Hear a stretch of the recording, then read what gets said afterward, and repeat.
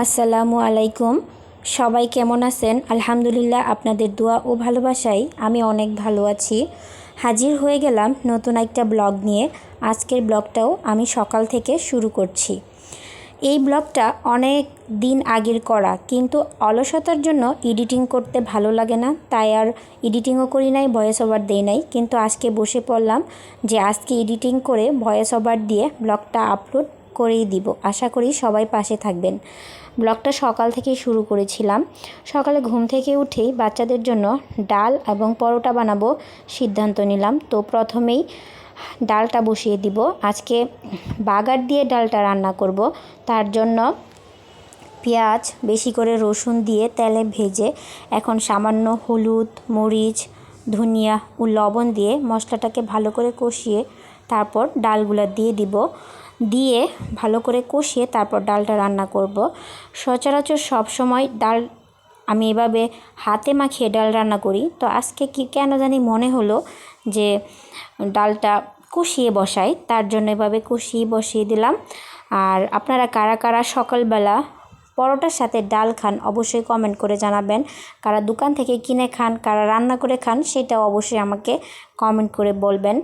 আমার বাচ্চা দোকানের ডালটা খুবই পছন্দ করে, কিন্তু আমি সব সময় এটা দিই না, কারণ ওইটাতে আসলে হাইজিনিক থাকে না। দোকানের মানুষেরা কিভাবে রান্না করে, তার মধ্যে অনেক নোংরা পরিবেশ থাকে। তো সব সময় এটা অ্যাভয়েড করে নিজে ঘরে করে দিতে চেষ্টা করি। তো আপনাদের সাথে কথা বলতে বলতে কিন্তু আমি ডালটা সুন্দর করে বসিয়ে দিয়েছি। তো তার জন্য এখানে আমি আটাটাকে একটু চেলে নিচ্ছি। তার কিন্তু একটা কারণ আছে, আপনাদেরকে বলছি সেই কারণটা। এখন তো বৃষ্টির সময় চলতেছে, হঠাৎ করে একদিন আমার আটার কৌটাটা খুলে দেখি কি আটার মধ্যে অনেক পোকা হয়ে গেছে। এখন এতগুলো আটা সেটা তো ফেলে দিতে পারি না, সেই জন্য একটু কষ্ট করে এভাবে চেলে তারপর পরোটা বা রুটি বানিয়ে খাই।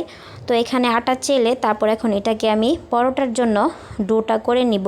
তো প্রথমে আমি অল্প একটু আটা উঠিয়ে রাখলাম, মানে রুটি বানানোর জন্য ব্যবহার করব তার জন্য। তো এখানে আমি সামান্য একটু লবণ ও তেল দিয়ে এটাকে ভালো করে ময়াম দিয়ে নিচ্ছি, যেহেতু পরোটা বানাবো। আর এভাবে পরোটা বানালে মানে পরোটাগুলো খুবই নরম হয়। আর আমি গরম পানি করে তারপর এটার মধ্যে ব্যবহার করছি। করে এখন এটা ভালো করে আটাটা মাখিয়ে নিব, মাখিয়ে রেখে দিব 10 মিনিটের জন্য রেস্টে।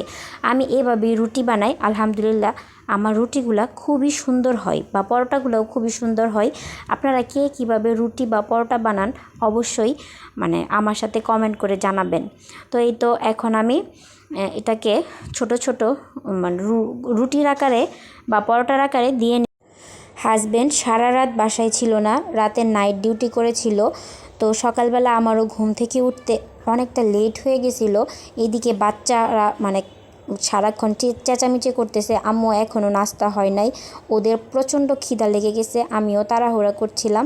আর এদিকে ছেলে এসে তো খুবই বিরক্ত করতেছিল। আমি যতটুকু সম্ভব মানে চেষ্টা করতেছিলাম যত তাড়াতাড়ি সম্ভব পরোটাগুলা বানিয়ে ছেলেকে নাস্তা দেওয়ার জন্য। তো এখানে আমি সুন্দর করে রুটিগুলা বানিয়ে আমি কিন্তু চৌকা পরোটা বানাবো। তো প্রথমেই সুন্দর করে রুটি বানিয়ে তারপর এটার মধ্যে সামান্য সয়াবিন তেল ও ওপর থেকে একটু আটা ছড়িয়ে দিয়ে তারপর এটাকে ফোল্ডিং করে পরোটার শেপ দিয়ে তারপর এটাকে বেলে আমি সুন্দর করে পরোটা বানিয়ে নিয়ে তারপর পরোটাগুলো এক এক করে সবগুলা বানিয়ে নিব। আজকাল কেন জানি সকালবেলা ঘুম থেকে উঠতে খুবই লেট হয়ে যায়। কেন এরকম হচ্ছে বুঝতে পারতেছি না। চাইলেও ফজরের নামাজ পড়তে পারতেছি না, কি যে একটা হয়েছে একমাত্র আল্লাহ মাবুদেই জানে। আল্লাহর কাছে অনেকবার করে দোয়া করি আল্লাহ যাতে আমার এই বদ অভ্যাসটা থেকে আমাকে মুক্তি দান করেন। সেই সাথে আপুরা আপনারাও আমার জন্য দোয়া করবেন আমি যাতে এই অভ্যাস থেকে মুক্তি পেতে পারি। তো এখন আমি সুন্দর করে পরোটাটা বেলে নিচ্ছি, নিয়ে তারপর পরোটাগুলো এক এক করে সুন্দর করে ভাজবো, ভেজে তারপর বাচ্চাদেরকে নাস্তা দিব। আর হ্যাঁ, মানে আমার নাস্তা অর্ধেক বানানো হতে না হতেই আমার হাজব্যান্ডও বাসায় চলে আসছিল। তখন দেখা যায় যে আমার পরোটা খুবই কম হয়ে গেছিলো। তখন আমি ওদের সবাইকে পরোটা দিয়ে আমি নিজে মানে ভাত তরকারি ছিল ওইটা দিয়ে নাস্তা করেছি। আসলে ঘরের বউদের মনে হয় এরকমই হয়। তো এদিকে কিন্তু আমার ডালটা হয়ে গেছে। এখন আমি ডালটাকে উঠিয়ে তারপর পরোটাগুলোকে। সকালের ব্যস্ততাটা এত বেশি পরিমাণ খারাপ লাগে আমার, আমি নিজেও বলতে পারি না। সকালে ঘুম থেকে উঠেই মেয়ের স্কুল থাকে, ছোট বাচ্চাকে খাওয়ানো লাগে, হাজব্যান্ড অফিসে যায়, তার জন্য খুবই তাড়াহুড়া করতে হয়।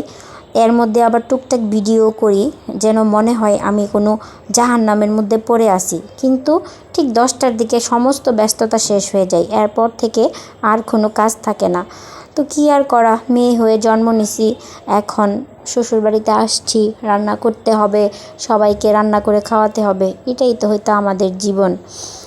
তো এই তো আমি কিন্তু পরোটাটাকে সুন্দর করে ভেজে নিচ্ছি, একদম লাল লাল করে। পরোটাটা সুন্দর করে ভাজা হয়ে গেছে।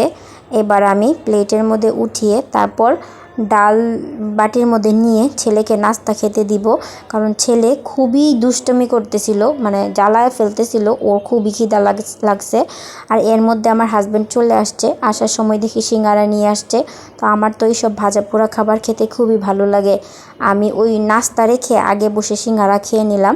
আজকের ব্লগটা এই পর্যন্তই। যদি আমার ব্লগটা ভালো লেগে থাকে তাহলে সবাই আমাকে সাপোর্ট করবেন, সবাই ভালো থাকবেন।